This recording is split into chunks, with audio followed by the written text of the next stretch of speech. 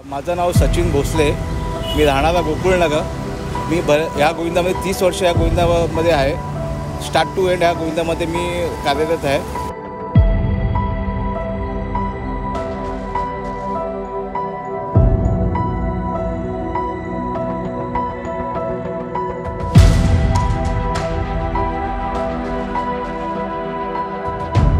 हा जो उत्सव आहे हा आमचे दादा तुकाराम बाळू वाडकर यांनी हा उत्सव चालू केला। 30 वर्षापासून हा उत्सव आम्ही खेळतोय आणि हा 5 पाकळीची परंपरा झाली आहे। गोविंदा ठाण्याचा राजा गोविंदा पथक ही उपमा आम्हाला माननीय दिघे साहेबांनी आम्हाला ही उपमा दिली होती। जेव्हा आम्ही टेंबी नाक्याला 7 थर लावले होते त्यांच्या इथे, तेव्हा मग ठाण्यात एकच हंडी व्हायची दिघे साहेबांची बॉम्बेसाठी।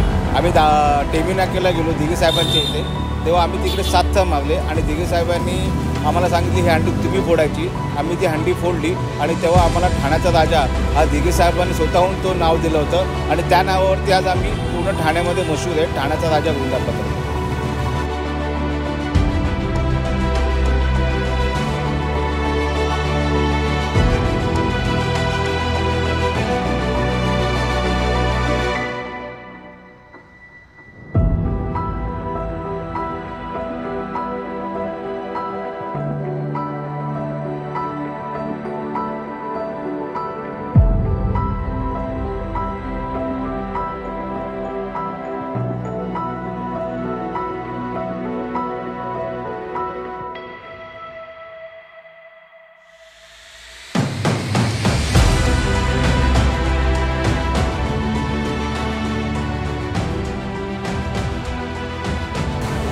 नमस्कार, माझं नाव कोमल दशरथ देशमुख, ठाण्याचा राजा गोविंदा पथकाचा मी प्रशिक्षक आहे आणि मला या गोविंदा पथकामध्ये 25 वर्ष झाली। मी 25 वर्षापासून खेळतो आहे। अगोदर मी जोडी मारायचो, जोडीतनं नंतर ट्रायंगलमध्ये आलो, ट्रायंगलमधनं 4मध्ये आलो, असा माझा प्रवास आहे। प्रत्येक जागेवरती कसं कसं काम केलं जातं, कसं कसं ट्रायंगल उभा राहतो, ह्या सगळ्याचं समज आहे आणि मी आता सध्या 19पासून मेन कोच म्हणून मी कार्यरत आहे आणि चांगल्या पद्धतीने आपण तो प्रवास चालू ठेवलेला आहे ठाण्याचा राजा गोविंदा पथकाचा। आम्ही दरवर्षी आम्ही गोविंदा पथकाची जी सरावाची सुरुवात असते ती सुरुवात आम्ही 4 ते 5 महिने अगोदर करतो। ह्या वर्षीसुद्धा आम्ही जानेवारीपासून सुरुवात केलेली आहे। जानेवारीला आम्ही नारळ दिला आहे, सुरुवात केली तिथून आणि तेव्हापासून आम्ही एक एक प्लेयर कशा पद्धतीने तयार करायचे किंवा त्यांचा वर्कआउट असेल, त्यांचा डाएट असेल किंवा त्यांच्या पूर्ण शरीर यष्टीवरती काम करतो, त्यांच्या बॅलन्सवरती काम करतो।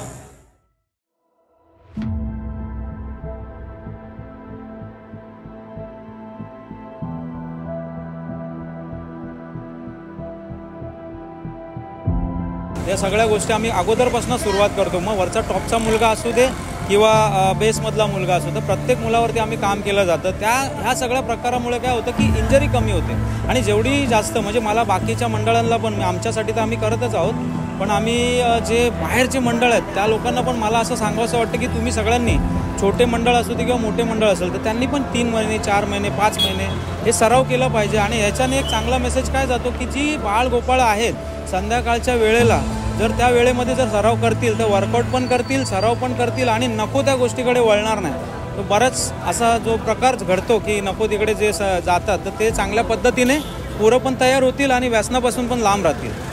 तर असं हे मला वाटतं आणि आमच्या सर्व पथकाला पण वाटतं, कारण आमचा गोविंदा पथक पूर्ण 5 महिन्यापासून रेग्युलर प्रॅक्टिस करत आहेत, त्यामुळे इंजरीज भरपूर कमी आहेत आणि ह्याचा बेनिफिट सगळ्यांना पण होईल। 1996 साली जेव्हा ठाण्याचा राजा गोविंदा पथकाची स्थापना झाली त्यावेळेलाच मी 1+1 आणि 3 एक्के हा 3 एक्के जो प्रकार आहे तो 96 साली पहिले ठाण्यामध्ये मी सुरुवात केली। त्याला सुरुवातीला ठाण्यामध्ये 96पर्यंत 1+1च लावले जायचे, परंतु 96ला पहिल्याच वर्षी आम्ही ठाण्यामध्ये 3 एक्केची सुरुवात केली आणि तेव्हापासून ठाण्यामध्ये 3 एक्के लागायला लागले। नमस्कार, मी राकेश यादव, दहीहंडी असोसिएशनचा उपाध्यक्ष, ठाण्याचा राजा गोविंदा पथकाचा एक माजी अध्यक्ष आणि माजी प्रशिक्षक। आत्ताची जी दहीहंडी चालते ते त्याला एक वेगळं स्वरूप प्राप्त झालं आहे। आता ज्या वेगवेगळ्या स्पर्धा आयोजित होतात, जसं या दहीहंडीला खेळाचा दर्जा दिलेला आहे, त्याच्यामुळे काय होतं या दहीहंडीकडे बघण्याचा दृष्टिकोन हळूहळू बदलत चाललेला आहे। एक दहीहंडीला एक खेळाचा दर्जा मिळाल्यामुळे त्याला वेगवेगळे नियमावली लागू झालेले आहेत, त्याच्यामुळे हा एक खेळ आता एक देश पातळीवर, राष्ट्रीय पातळीवर पण हळूहळू खेळला जाईल।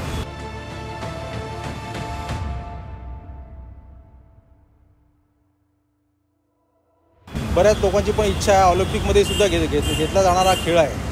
त्याच्यामुळे या खेळाकडे बघताना पूर्व जो हा खेळ हा गल्ली बोळातला खेळ, हा टपोरी मुलांचा खेळ असा या खेळाकडे बघितलं जायचं. परंतु आता ह्या खेळाकडे बघण्याचा दृष्टिकोन पूर्णपणे बदललेला आहे.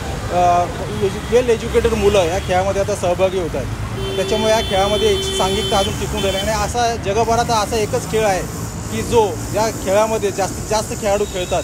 त्याच्यामुळे हा खेळ खूप भविष्यात या खेळाला खूप चांगला दिवस येणार आहे.